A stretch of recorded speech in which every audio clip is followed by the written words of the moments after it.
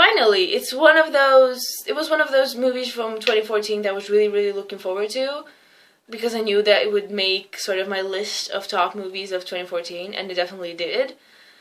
Miles Teller just blew it out of the water for me, and J.K. Simmons was just... Have you ever wanted to punch somebody? Because I wanted to punch him after this movie.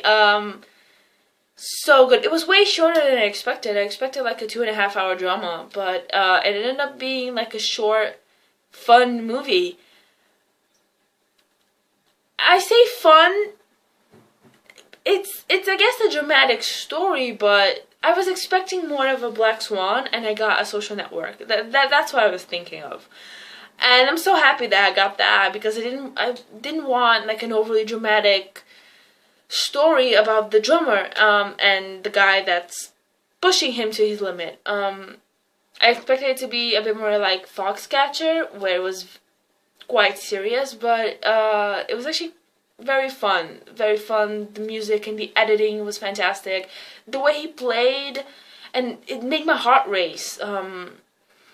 I won't talk about spoilers for this movie, just because it's a pretty straightforward story and I don't want to say anything else, but it's basically about a drummer who joins an orchestra, and the orchestrator is this brilliant, genius musician, but he's fucking crazy, and he really pushes you to the limit, and he's so manipulative, and he's so insane, and you sort of think, okay, maybe that's just his thing, like he wants to bring the best out of you, but you're just like, no, he's just an asshole. And I get that he's trying to push him because he sees something in him, but at the same time, there's a limit that you shouldn't cross.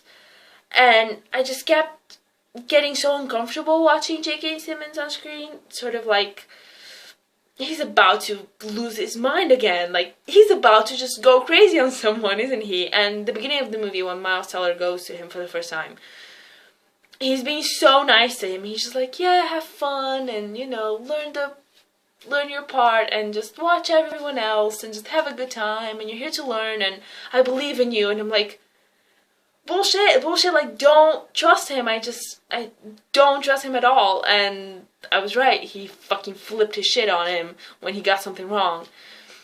It was so uncomfortable to watch, almost. I loved Miles Teller, though. He really played a regular guy that was a bit of an asshole, a bit of a smartass.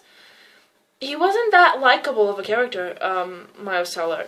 He was sort of like, yeah, he thinks he's better than everyone, but at the same time, you do like him.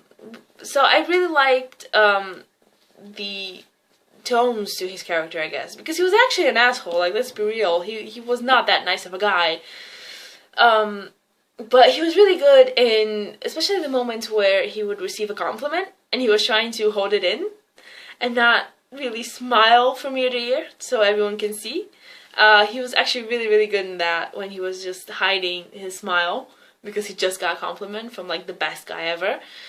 So it's just one of those where it's a must. You have to see it. It's one of those, I guess, Oscar bait movies, but actually the list for the Oscar nominations just came out and I haven't even looked at it yet. I don't know if I should. I feel like I'm gonna get mad again because Gravity won everything. That was like the worst movie ever. So I don't want to talk about Gravity. Whiplash.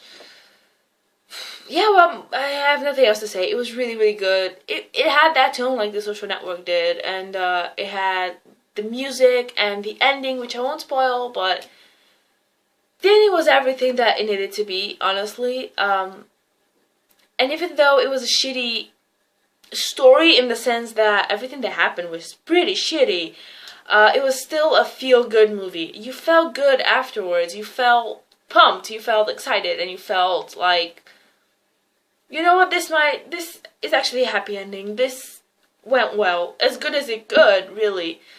And you feel good for Miles Teller, and you want to punch J.K. Simmons even more. And I was honestly not expecting something so fun.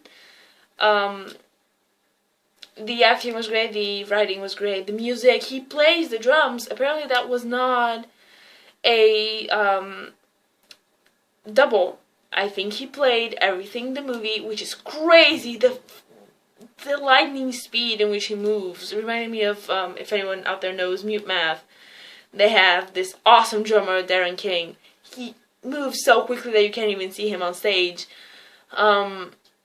It reminded me of that. It's crazy that he learned that, and I liked how they showed him having natural talent, screwing up, not being able to keep up, and then staying up all night jamming and trying to get it, and then getting it at the last second. I really like that dynamic in the beginning of the movie, where he has natural talent, but is that enough?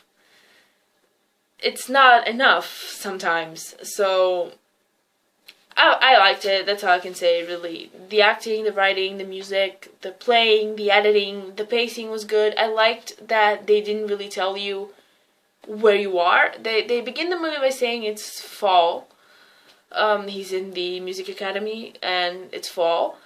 But it sort of jumps around a few months later, and like a month later, and he has a showcase, and blah, blah, blah, and there's a competition, and you sort of have to position yourself. I don't like that. So I highly recommend it. It's one of those must-sees movies, especially with the Oscars coming up. I feel like it. I haven't looked at the list again, but I feel like it's gonna be there. It should be there. So yeah, Whiplash. I had a lot of fun with it.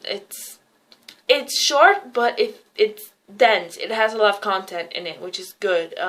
It's not boring. It doesn't feel like 4 hours, which was what I was afraid of. It was fun. It was to the point. It was exciting to watch. You get invested with these characters, and you want to see where they end up. And that's it. And it was really, really good.